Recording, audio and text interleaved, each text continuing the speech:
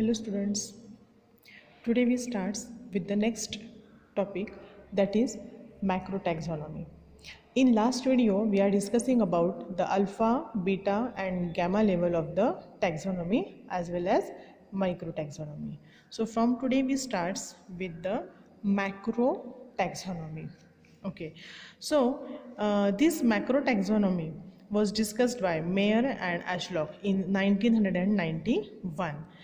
It is the study of groups at higher taxonomic ranks from subgenus and above only than the species.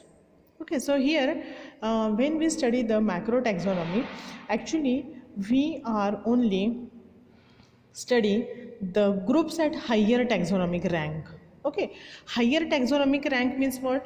If you remember, in the 12th standard we study the classification.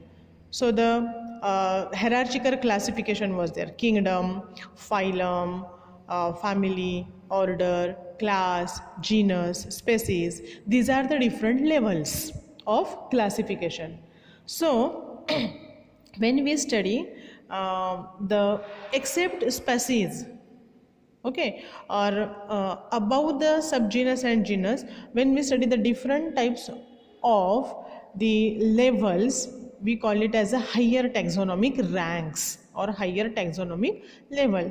So above the subgenus, whatever the different levels are there, for example kingdom, phylum, then the class, family, order. So when we study all those things, we called it as the macro taxonomy. So this is about the definition of macro taxonomy.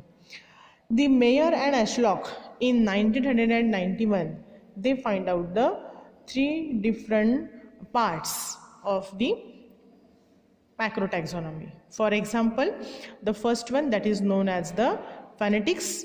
We also called it as the numerical taxonomy. The second one is the cladistic. We called it as the phylogenetic systematics. And the third one is known as evolutionary taxonomy, or we also called it as the evolutionary systematics. Okay, so here we start with the first type, that is phonetics. See, in this phonetics we are going to classify the organism based on overall characteristics. Okay, means we are not only consider the evolution or whatever the common ancestors are there. We are not considering all those things, evolution or according to the ancestor, the relationship between them. Okay, we are not considering all those things. We are just classify the organism based on the overall characteristics. Okay, that is known as the phonetics. Now in phonetics what happens here? It helps to draw the phyletic lineage, means it is helpful for finding out the relationship which is based on the basis of similarities and dissimilarities. So when we are consider only the characters, so when we are just discussing about the characters, we are either classify the organisms on the basis of the similar character or dissimilar character, means different character. So when we are considering only about the character, we are just classify the organisms with their similarities or dissimilarities. And when we classify them, there is a relationship between them. Okay, similar characters, when they are present, we said that they are from the same group. Okay, and when they are from the same group, there must be a relationship in between them. So the phonetics, it is helpful for the draw the phyletic lineage. Then the next one is there, organisms are classified based on overall similarities. See here, though we said that we are using the similar and dissimilar character, but we are mostly dependent on the characters which are similar. Okay, so here we are dependent on the similar characters. It results in a measures of evolutionary distance between the taxa. Okay, whatever the evolutionary distance is there between the two different taxa or two different groups, it is become very simple with the help of phonetics to find out the evolutionary distance between the taxa. Then phonetics method do not distinguish the common ancestral traits from the new traits. Okay, here what happens, see, already when we study the phonetics, we said that we are only classify the animals on the basis of overall characters. We are not considering the common ancestry or the part of evolution. And since here the drawback is there, one drawback is there, that is phonetics, which do not distinguish the common ancestral traits from the new traits, and traits means the characters.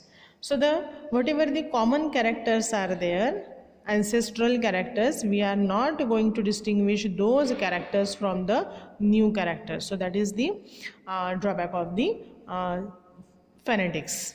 Okay, the second type, that is known as the cladistic. So here what happens, see, organisms are ranked and classified according to the recency of the common descendant. Here what happens, see, we are considering the point of evolution.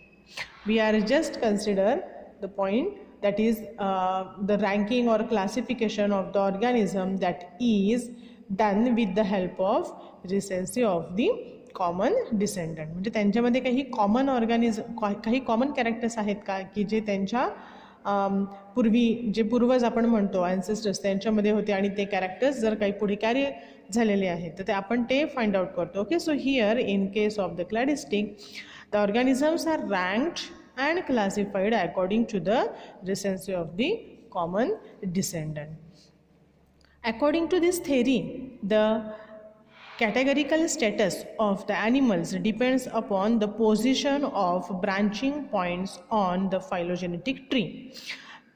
It is possible to draw the phylogenetic tree, and when we draw the phylogenetic tree, according to this theory, what happens, see, the animals, we are just find out the status of that animal depending upon the position of branching point. Okay, that branching point which is present on the phylogenetic tree. Okay, so this is about the cladistic.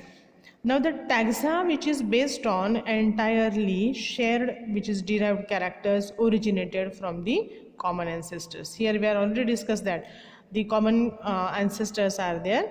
Okay, then the method, it is the method to identify the monophyletic lineage clades. So this method, which is actually helpful to identify the monophyletic lineages, that is clades. Okay, so this is about the cladistics. Okay, the third type, that is the evolutionary taxonomy. The concept of evolutionary taxonomy, that is based on the Darwinism.